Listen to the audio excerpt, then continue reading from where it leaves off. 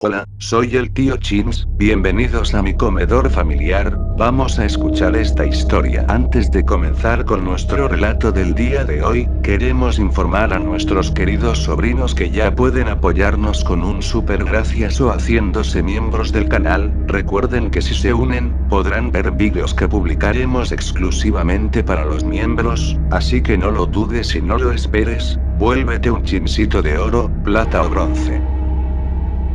Antes de comenzar con nuestro relato del día de hoy, quiero mandarle un saludo a Luciano Gabriel Aguirre. Muchas gracias por todos tus comentarios y por estar siempre en el comedor, y sigue tomando tu café mientras nos escuchas. Muchas gracias por hacerlo. Ahora sí, comenzamos con nuestro relato de hoy. Hace algún tiempo, dio inicio en un par de meses, se comenzó a escarbar un pozo cerca de donde vivo, trajeron maquinaria y muchos trabajadores para poder hacerlo rápida y eficientemente. El pozo pretendía ser un suministro nuevo de agua, así continuó la obra por 2 meses más. La maquinaria llegó poco a poco, enormes trascados, palas mecánicas, taladros gigantescos, camiones enormes que a todos nos hacían ver pequeños e insignificantes. Llegaron también puestos de vigilancia, con guardines que iban a estar en la obra día y noche, supervisando, vigilando y comprobando que todo se desarrollara de acuerdo a los planes. A la gente que vivíamos ahí, nos ilusionaba ver la obra ya completa y terminada. Cierto día, mejor dicho, cierta noche, ya de madrugada, comenzó un gran alboroto. Me desperté con los gritos y al preguntar qué ocurría, uno de mis vecinos me dijo que aseguraban que una voz salía del pozo, que al parecer alguien había caído en el gran agujero hecho por los trabajadores y que ya había autoridades en el sitio, buscando la forma de ayudarlo. Corrimos hacia el lugar de inmediato. Una vez estuvimos ya cerca del pozo, pudimos comprobar que, efectivamente, ya había autoridades y especialistas en esos temas de rescate para ayudar a quien fuera que hubiera caído ahí dentro, pero varias preguntas nos surgían. Primero, ¿cómo alguien había sobrevivido a una caída en ese enorme agujero? Y la pregunta que resultaba más importante, ¿cómo alguien había podido escuchar una voz dentro de aquella inmensa e impenetrable oscuridad?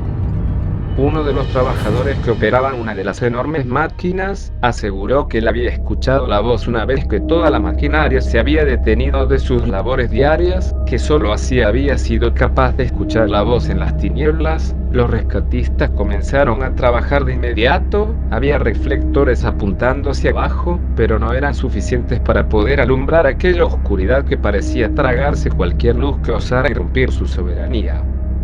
El trabajador indicó la posición donde había escuchado la voz. Se tenían que guiar únicamente por esta información, pues la oscuridad no permitía ver nada, incluso se ignoraba y no se podía suponer la edad de quien fuera hubiera caído en el enorme pozo, pues el eco era demasiado para poder permitir reconocer cualquier rasgo en la voz del pobre que había caído. Más sorprendente resultaba suponer cómo es que había sobrevivido a semejante caída. Imaginamos que se había aferrado a alguna cuerda o a los propios tubos que apuntalaban la enorme obra.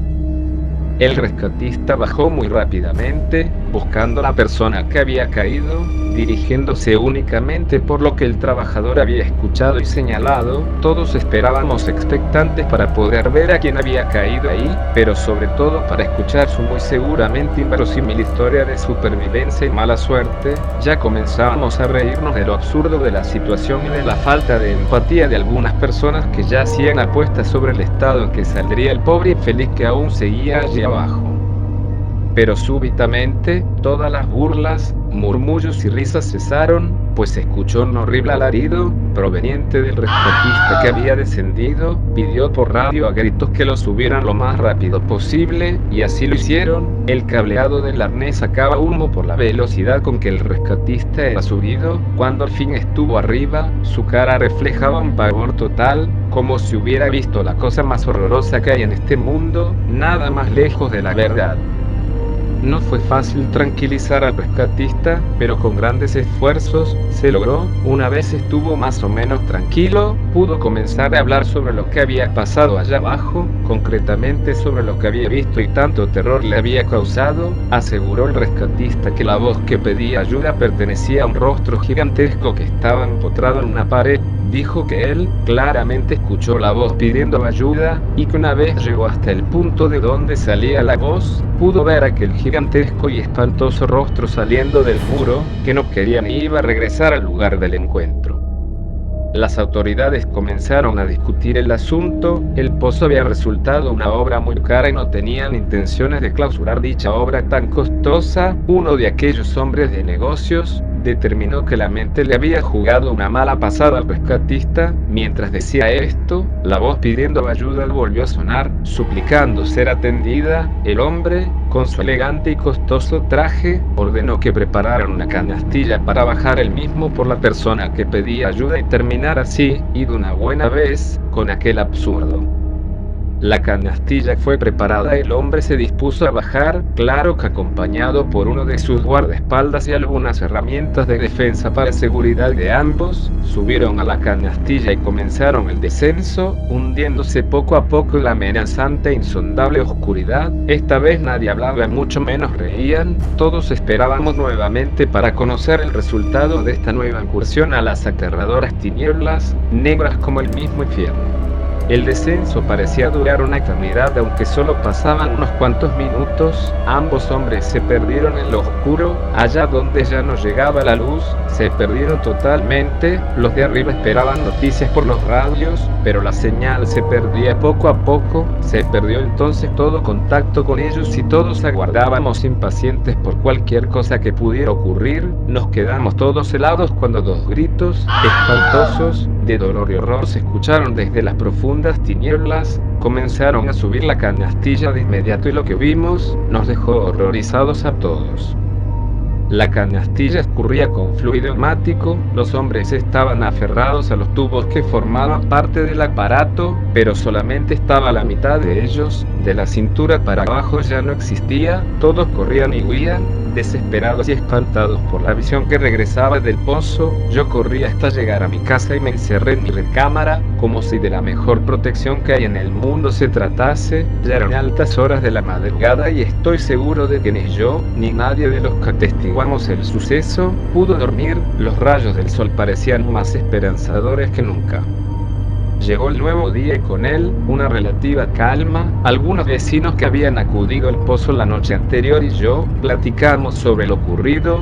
Decíamos que seguramente iban a clausurar el pozo y a rellenarlo para así dar final y olvidar los terroríficos acontecimientos de la noche anterior. Para nuestra gran sorpresa, la maquinaria fue retirada casi de inmediato. Preguntamos a los trabajadores qué ocurría, pero ellos simplemente repetían que no tenían autorizado hablar sobre el asunto. La maquinaria y los trabajadores desaparecieron en menos de un día, mientras todos esperábamos que regresaran en cualquier momento para cerrar el pozo.